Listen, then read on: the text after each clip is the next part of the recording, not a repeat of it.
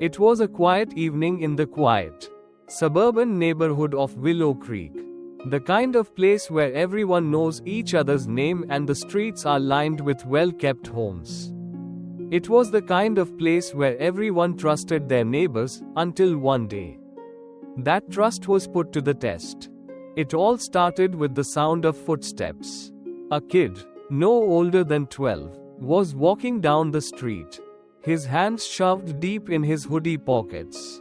His name was Jake Harrison, and despite the usual routine of kids playing outside, he seemed out of place.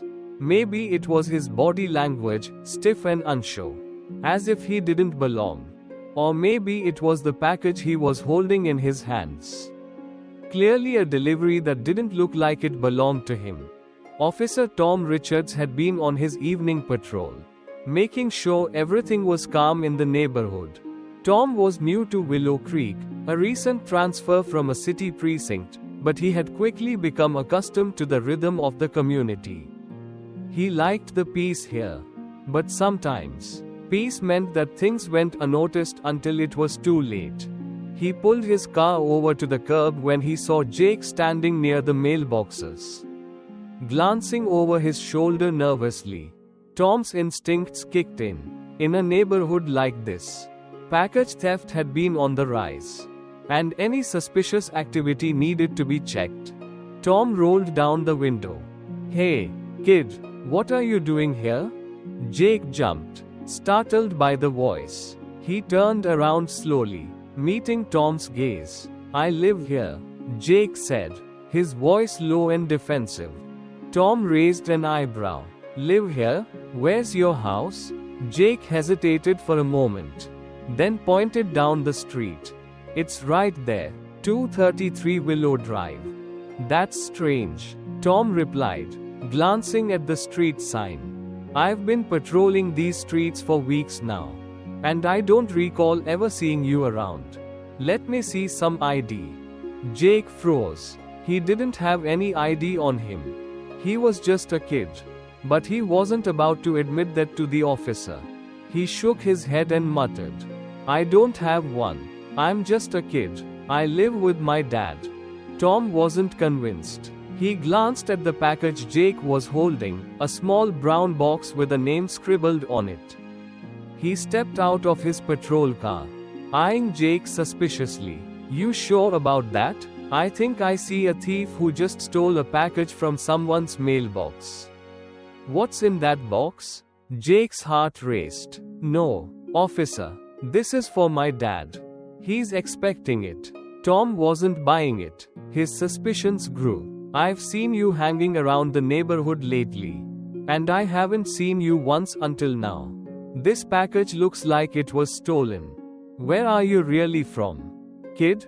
Jake looked up, his stomach sinking. "I'm telling the truth," he said, trying to stand his ground. Tom didn't give him a chance to explain further. He reached for Jake's arm. "That's it. I'm taking you in." Jake's pulse thundered in his ears as Officer Tom Richards grabbed his arm. He tried to pull away, but the officer's grip was firm. "Let me go," Jake pleaded, but his voice trembled with fear. "Stop resisting," Tom barked, tightening his hold. He dragged Jake toward the back of the patrol car, his footsteps loud and quick against the asphalt. The neighborhood felt eerily silent as they passed by houses that seemed to watch with quiet curiosity. Tom threw open the door to the back of the car and shoved Jake inside. "Stay put," he ordered as Jake slid awkwardly into the back seat. The door slammed shut with a finality that made Jake's stomach churn. He pressed his face against the cool glass, looking out into the street. The bright streetlights cast long shadows across the empty roads, and Jake felt like he was in a nightmare. From the back of the patrol car, Jake could still hear the officer's muffled voice through the radio. "Dispatch. This is Officer Richards. I've apprehended a suspect for package theft. I need backup at 233 Willow Drive. Over." A sense of panic washed over Jake. He wasn't a thief. He was just a kid running an errand for his dad. He could hear the officer's heavy footsteps retreating, probably to speak to the neighbors. His heart pounded harder as he replayed every moment in his head. What had gone wrong? Why didn't the officer believe him? Jake looked down at the package in his hands. It was still tightly clutched against his chest. A small cardboard box that felt heavier than it should. He had been walking home from the corner store, just like his dad asked him to. He had no idea that the officer would stop him. No idea that he would be dragged into the back of a police car. Tom Richards was pacing now, talking into the radio again. "I've got the suspect in custody. He's acting suspicious, refusing to give any information. He's definitely one of the thieves that's been terrorizing the block. I'll be bringing him downtown for questioning." Over. Jake could feel his eyes welling up with tears. But he refused to let them fall. He wasn't a criminal. He wasn't. He had never been in trouble before. But in that moment, everything about his life felt like it was being ripped away by the officer's distrust. The injustice of it all burned inside him. Then, just as Jake was about to open his mouth to protest again, he heard a car engine roaring in the distance. A second patrol car pulled up, screeching to a halt behind the first. Out of the car stepped a tall man in a crisp uniform. The man's stern face softened when he saw Jake sitting in the back of the patrol car, his face pale and his hands shaking. "What's going on here?" the new officer demanded, walking toward Tom. He glanced at Jake and then back at Tom with an incredulous look. "Why is this kid in cuffs? What's this all about?" Tom hesitated, glancing at the new officer with uncertainty. "I found him with a stolen package," Tom replied, his voice defensive. "He's been lurking around the neighborhood for days. I'm sure he's one of the thieves. I'm taking him downtown to question him." The new officer raised an eyebrow. "A stolen package? Are you sure, Tom? Did you check his story? Maybe you should have asked around first. Willow Creek's got a lot of new faces lately." Tom didn't respond right away. And for a moment, Jake thought he might be let go. But that hope was short-lived. "No," Tom said flatly. "I've been patrolling this neighborhood for a week now. And I haven't seen him once. His story doesn't add up. He's guilty. I know it." The new officer sighed, shaking his head. "Tom, I think you are jumping to conclusions. That kid is scared out of his mind. Did you ask him where he lives? What his name is?" Tom stiffened, clearly frustrated. "I don't have time to babysit." "All right, he's guilty. End of story." But the new officer wasn't convinced. He looked down at Jake, who was now visibly trembling. The officer crouched down beside the patrol car, his tone softening. "Kid, what's your name?" Jake wiped his eyes, his voice barely a whisper. Jake Harrison." The new officer nodded slowly. "Where do you live, Jake?" 233 Willow Drive. Jake mumbled, hoping against hope that this officer would believe him. The officer looked back at Tom. "You sure about this, Tom? I'm going to check out this address." Tom seemed to hesitate for a moment but then snapped. "Fine.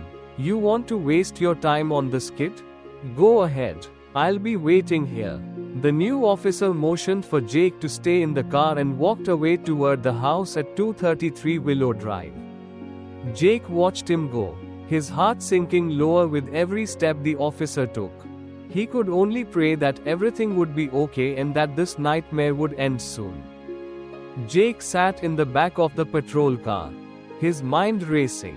The air inside the car felt thick, suffocating. Every minute that passed seemed to stretch into an eternity. And he couldn't stop thinking about what was happening. He could hear the faint murmur of voices outside. The new officer talking to someone at the house, probably his dad. Suddenly, the car door swung open, and the new officer, Captain Michael Andrews, appeared in the doorway. He had a solemn look on his face. Jake's heart skipped a beat. "Jake Harrison?" Captain Andrews asked, his voice calm but firm. Jake nodded, trying to swallow the lump in his throat. He had no idea what was going to happen next. "Listen, Jake," Captain Andrews said. "I just spoke with your father. And I think we've got a bit of a misunderstanding here." Jake's eyes widened with relief. But he kept quiet, too afraid to say anything for fear of messing it up. "Tom," Captain Andrews continued, turning his gaze to Officer Richards, who was still standing by the patrol car with his arms crossed. "I think we need to have a conversation about how we handle these situations. You can't just assume someone is guilty because they don't fit the usual pattern. That's not how we do things in Willow Creek." Tom shot Captain Andrews a sharp glare but didn't respond.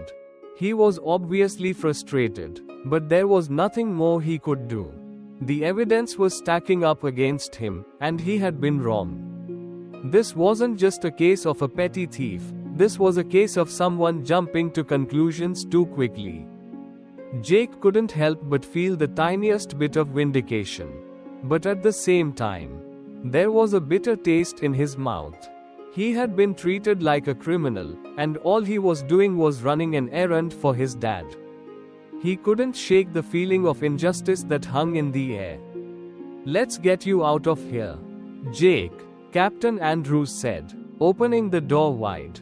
"Your father's on his way. And we're going to clear all this up." Jake didn't need to be told twice. He scrambled out of the back seat of the patrol car and onto solid ground. For the first time that evening, he could breathe again. He looked up at Captain Andrews, who gave him a reassuring nod before turning to Officer Richards. "I'll handle the rest," Captain Andrews said to Tom. "You're on suspension until further notice. You've violated protocol by assuming guilt without following the proper procedure." Jake couldn't believe what he was hearing. Officer Richards, the one who had taken him in without a second thought, was getting suspended? It felt like a dream. But the relief washing over Jake told him it was real. He wasn't going to jail. He wasn't going to be charged with anything. He was going home.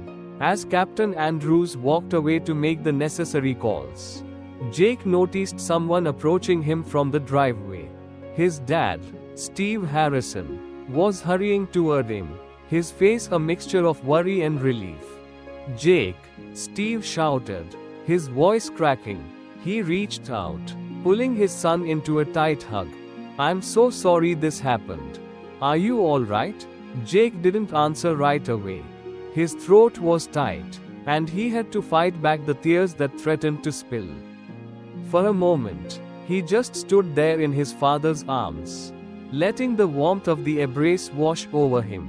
"I'm okay," Jake finally whispered. "But I don't get it. Dad, why did they think I was the thief?" Steve shook his head, his face darkening with frustration. "I don't know, son. But it seems like the officer was so quick to judge you because of how you looked. He didn't take the time to really listen to you. And that's what's wrong with what happened." Jake nodded. He had a lot of thoughts swirling in his mind. But he knew this was just the beginning of a long conversation with his dad. Captain Andrews returned, now holding his phone in his hand. "Jake, I've made sure this whole thing is cleared up. There won't be any charges. And you won't have any criminal record.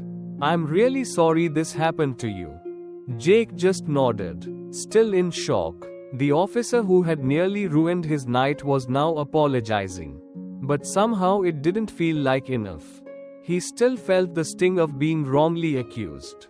"Thanks," Jake muttered, looking up at his dad. "All right, Jake, let's get you home," Steve said, giving his son another gentle pat on the back. As they walked toward their house, Jake felt a mixture of emotions: relief, anger, confusion. How could someone have thought he was a criminal? How could a person be so quick to judge? But as they reached the front door, His dad stopped him. Jake, I want you to remember something. Steve said quietly. In life, people are going to judge you. They're going to make assumptions based on what they see. But it's up to you to show them who you really are. Don't ever let anyone's judgment change your character. Keep being the good person I know you are. Jake looked up at his dad, his chest tight with emotion. I will, Dad, I promise. And as the door closed behind them, Jake knew that while this chapter in his life had ended in a way he hadn't expected, it was far from over. There would be more challenges ahead, more lessons to learn, but at least now, he understood a little more about the world, and about the importance of standing up for yourself, and trusting that eventually, the truth would come out.